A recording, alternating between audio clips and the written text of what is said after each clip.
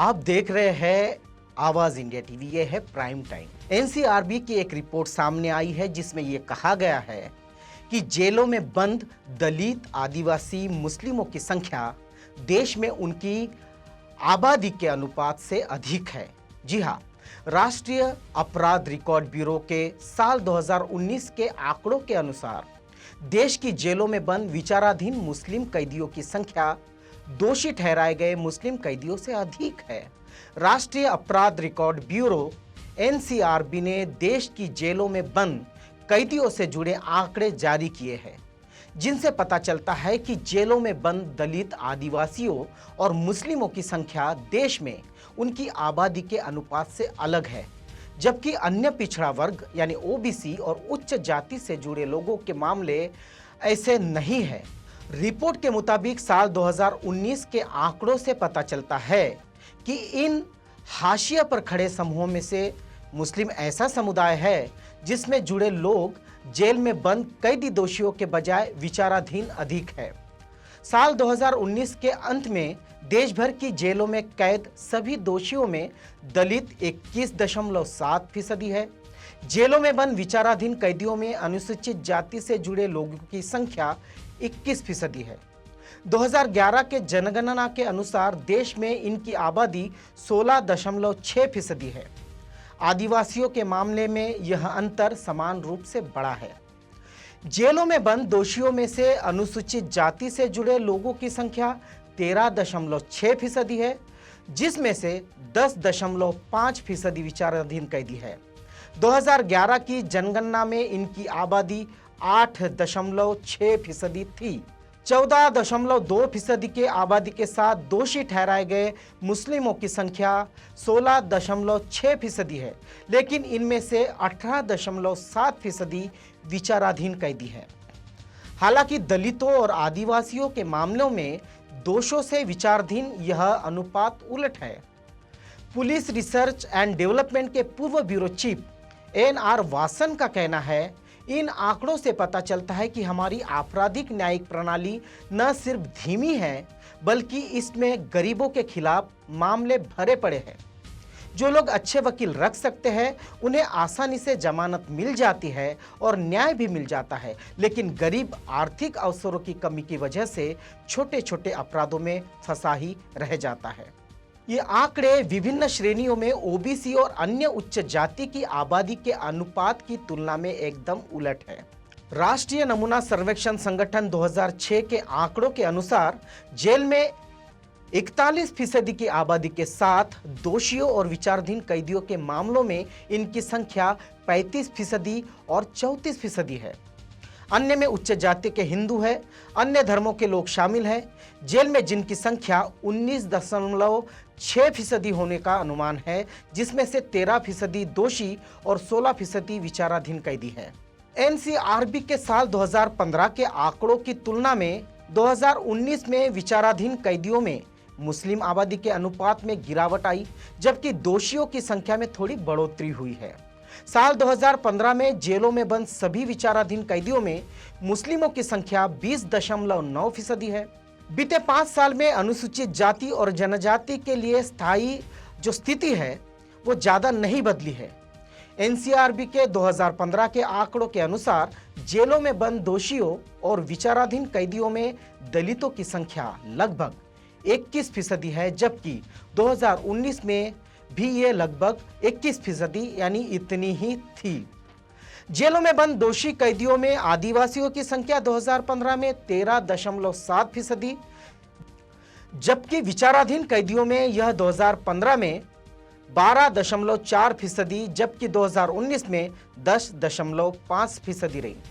राज्यवार तरीके से देखें तो जेलों में बंद दलित विचाराधीन कैदियों की सबसे अधिक संख्या उत्तर प्रदेश, जो कि 17,995 है। इसके बाद बिहार में 6,843 और पंजाब में 6,831 है। अनुसूचित जाति के अधिकतर विचाराधीन कैदी मध्य प्रदेश, जिनकी संख्या 5,894 है। इसके बाद उत्तर प्रदेश, जो संख्या में 3,954 है, और छत्तीसगढ़ में 3,471 है। सबसे अधिक मुस्लिम विचाराधीन कैदियों की संख्या उत्तर प्रदेश में 21,139 है। इसके बाद बिहार में 4,758 और मध्य प्रदेश में 2,957 है। ठीक इसी तरह से विश्लेषण में जेल में बंद सबसे अधिक दलित दोषी कैदियों की संख्या उत्तर प्रदेश 6,143 है। इसके बाद मध्य प्रदेश 5,017 और पंजाब 2,786 है।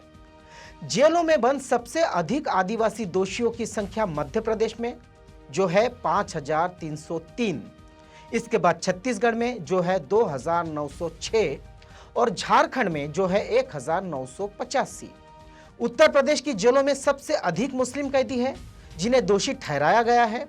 इनकी संख्या 6,098 है। इसके बाद पश्चिम बंगाल में ऐसे 2,369 और महाराष्ट्र में 2,114 कैदी है। साल 2019 के आंकड़ों से पता चलता है कि इन हाशिए पर खड़े समूहों में से मुस्लिम ऐसा समुदाय है जिससे जुड़े केस में बंद कैदियों के बजाय विचाराधीन अधिक है। रिपोर्ट में यह भी कहा गया है कि बदहाल जेलों में मुस्लिम और दलित कैदी पिसते नजर आ रहे हैं। भारत की जेलों में बंद लोगों में मुसलमानों, आदिवासियों और दलितों की तादाद उनकी आबादी के अनुसार में कहीं ज्यादा है। सरकार के ये नए आंकड़े न्याय प्रणाली की समस्या ही नहीं बल्कि सामाजिक विसंगतियों को भी उजागर कर रही है। भारतीय जेलों की स्थिति यह है कि कुल कैदी में से 68.5% विचाराधीन है, यानी कि उनके मामले लंबित है और अदालतों और कचहरियों के और जेलों के बीच फाइलों में कहीं अटके पड़े हैं। सबसे ज्यादा ऑक्यूपेंसी दर दिल्ली की जेलों में है जहां 100 लोगों की जगह 175 लोग बंद हैं। इसके बाद यूपी और उत्तराखंड का नंबर आता है। महिला जेलों की स्थिति भी कुछ कम चिंताजनक नहीं है। भीड़ भले ही अपेक्षाकृत कम है लेकिन तीनों राज्यों पश्चिम बंगाल, महाराष्ट्र और बिहार में महिला कैदियों का ऑक्यूपेंसी रेट 100% से अधिक का है। आजादी के 7 दशक बाद भी जेलों और कैदियों की दुर्दशा पर किसी ठोस और निर्णायक कार्रवाई का अनुभव आज भी बना हुआ है। जेल प्रशासन और पुलिस प्रशासन में भी सुधारों की आवश्यकता है। जेल कर्मियों और पुलिस को कैदियों के साथ मानवीय सुलूक की ट्रेनिंग ही नहीं, नैतिक सबक भी याद दिलाने रहने की जरूरत है। जेल का अर्थ ये नहीं कि वहां कैदी को उसके बुनियादी अधिकारों से महरूम रखा जाए। स्वास्थ्य, हाइजीन, पोषण आदि का ख्याल रखे जाने की जरूरत आज भी है। कोरोना काल में कई राज्यों की जेलों में भी महामारी के हॉटस्पॉट बने हैं। जेलों में भ्रष्टाचार, गैरकानूनी गतिविधियां, कमजोर और गरीब कैदियों का शोषण, भेदभाव और उनसे सांठगांठ और दबंग अपराधियों के लिए सुरक्षित ठिकाने की तरह इस्तेमाल किए जाने के आरोप भी जेलों पर लगते रहे हैं। पिछले साल ही सुप्रीम कोर्ट की चयनित उच्च स्तरीय जेल सुधार कमेटी ने 300 पेज की रिपोर्ट में विस्तार से तमाम मुद्दों और जरूरतों पर ध्यान खींचा है।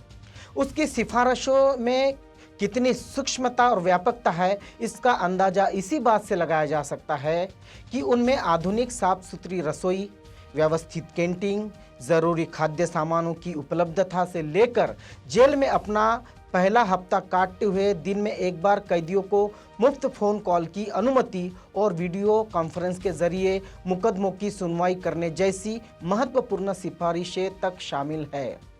यह रिपोर्ट अदालत को सौंपी जा चुकी है और खबरों के मुताबिक एमिकस क्यूरी को अध्ययन के लिए भेजी जा चुकी है। सुप्रीम कोर्ट ने साफ तौर पर माना है कि जेलों पर बोझ है। संख्या से अधिक कैदी जेलों में ठुसे हुए हैं और एक तरह से कैदी ही नहीं, उनके साथ गार्ड का भी मानव अधिकार हनन होता है। कमेटी के मुताबिक हर 30 कैदियों पर कम से कम एक वकील उपलब्ध होना चाहिए। लेकिन तेजी से मामलों की सुनवाई हो तो कैदियों को भी राहत मिलेगी और जेलों पर भी अनावश्यक दबाव नहीं पड़ेगा। साथ ही जेलों में खाली पद भी तत्काल प्रभाव से भरे जाने चाहिए। माना जाता है कि जेल विभाग में सालाना तौर पर 30 से 40% पद खाली रह जाते हैं। जेलों की चरमराई व्यवस्था के बीच जेलों में कैदियों की पिटाई और उनकी मौतों के मामले भी मानव अधिकार लिहाज से बड़े संकट में है। एक बहुत व्यापक नैतिक और पारदर्शी अभियान चलाए बिना और जवाबदेही तय किए बिना तो जेलों को आदर्श सुधार गृह में तब्दील कर पाना मुमकिन नहीं। कुछ ऐसे केसेस हैं जो देश को पता है, जैसे 2018 भीमा कोरेगांव केस के आरोपी वरवरा राव, जो नवी मुंबई के तलोजा जेल में बंद है। उनके इस केस में पहले 8 अगस्त 2018 में पुणे पुलिस ने गिरफ्तार किया था, लेकिन कोर्ट से जमानत मिल गई थी। नवंबर 2018 में उन्हें फिर गिरफ्तार किया गया।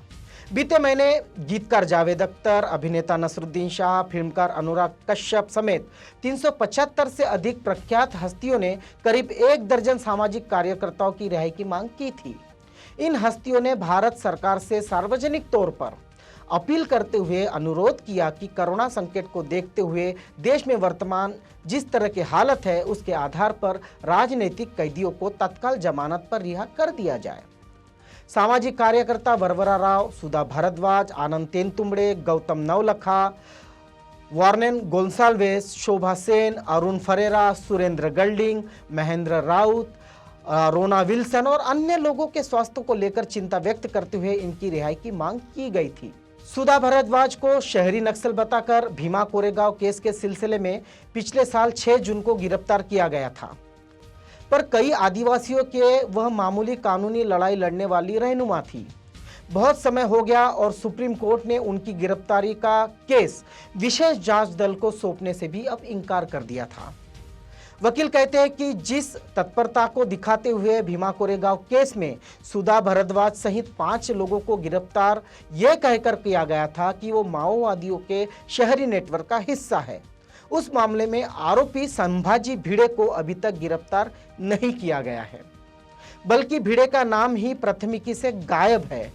इस मामले में एक और अभियुक्त मिलिंग एक बोटे को तो जमानत तक मिल गई है। सुधा भारद्वाज और अन्य अभियुक्तों की तरफ से लड़ने वाले अधिवक्ता निहाल सिंह राठौड़ का कहना है कि मामलों में 60 बार सुनवाई के बावजूद भी किसी की जमानत की अर्जी पर विचार नहीं किया गया। आप सबको पता है कि ऐसे एक केस में डॉक्टर काफिल खान आखिरकार मथुरा जेल से मंगलवार देर रात तक रिहा हो गए। जेल से बाहर आने के बाद डॉक्टर काफिल खान ने बताया कि पिछले 7 महीनों में जेल में उनका समय कितना कठिन रहा। उनके अनुसार जनवरी में उन्हें गिरफ्तार करने के बाद जब उन्हें जेल लेकर गए तो पहले 5 दिन बुरी तरह से प्रताड़ित किया गया। उनके अनुसार ना तो उन्हें खाना दिया और ना ही पानी, साथ ही कुछ अजीबोगरीब सवाल भी पूछे गए। रामायण का जिक्र करते हुए उन्होंने कहा कि मैंने पढ़ा है कि राजा को राजधर्म का पालन करना चाहिए, उसे राजहट नहीं करना चाहिए, लेकिन यहाँ मेरा राजा बाल हट कर रहा है। यूपी सरकार पर सवाल उठाते हुए काफिल खान ने कहा कि जिस भाषण को भड़काऊ बताकर मेरे खिलाफ कार्रवाई की गई वह दिसंबर 2019 का था और मेरी गिरफ्तारी 19 फरवरी को हुई है।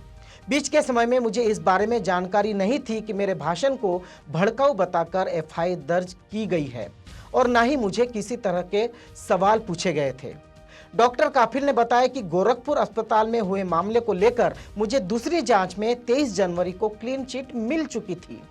इसके बाद सरकार ने परेशान होकर मुझ पर इस तरह से कार्रवाई की जैसे मैं कोई आतंकवादी हूँ। उन्होंने सवाल पूछते हुए कहा, क्या बच्चों को बचाना आतंकवाद होता है? आपको बता दें कि काफिल संशोधित नागरिकता कानून यानी CAA के खिलाफ पिछले साल अलीगढ़ में भड़काऊ भाषण देने के आरोप में राष्ट्रीय सुरक्षा कानून यानी NSA के तहत करीब 7.5 महीने से मथुरा जेल में बंद थे। इलाहाबाद कोर्ट के मुख्य न्यायाधीश न्यायमूर्ति गोविंद माथुर और न्यायमूर्ति समित्र दयाल सिंह की पीठ ने काफिल को तत्काल रिहा करने के आदेश दिए थे। इधर माओवादियों से संबंध के आरोप में तेलतुंबड़े, नवलखा और 9 अन्य नागरिक अधिकार जो कार्यकर्ता है उनके खिलाफ गैर कानूनी गतिविधियां रोकथाम अधिनियम UAPA के तहत मामले दर्ज किए गए हैं। शुरुआत में भीमा कोरेगांव में भड़की हिंसा के बाद पुणे पुलिस ने गिरफ्तार किया था। पुलिस के अनुसार इन लोगों ने 31 दिसंबर 2017 को पुणे में आयोजित एल्गार परिषद सभा में भड़काऊ भाषण और बयान दिए थे, जिसके अगले दिन 1 जनवरी को हिंसा भड़क गई थी। पुणे पुलिस द्वारा अदालत में पेश किए हलफनामे के मुताबिक ये प्रतिबंधित माओवादी संगठन के सक्रिय सदस्य हैं। इसके बाद यह मामला NIA को सौंप दिया गया। बॉम्बे हाईकोर्ट ने इनकी अग्रिम जमानत याचिकाओं की सुनवाई करते हुए तेलतुंबड़े और सह आरोपी गौतम नवलखा को गिरफ्तारी से अंतरिम सुरक्षा प्रदान की। उच्च न्यायालय द्वारा उनकी याचिकाओं को खारिज करने के बाद इन दोनों ने उच्चतम न्यायालय का रुख किया था। हम इन जिन केसेस का जिक्र कर रहे हैं जो सामने आई है, देश के पटल पर बड़ी केसेस माना जाता है इन्हें, पर ऐसी हजारों केसेस है जो फाइलों में बंद पड़ी है, जिनकी सुनवाई नहीं है। हजारों दलित, आदिवासी, अल्पसंख्यक समुदाय के लोग जेलों में कैदी बनकर जेल से रिहा होने की आशा में और इंतजार कर रहे हैं, सत्यमेव जयते का इंतजार कर रहे हैं। देखते हैं सत्य की जीत कब होती है। आप देख रहे हैं प्राइम टाइम, आवाज इंडिया टीवी पर।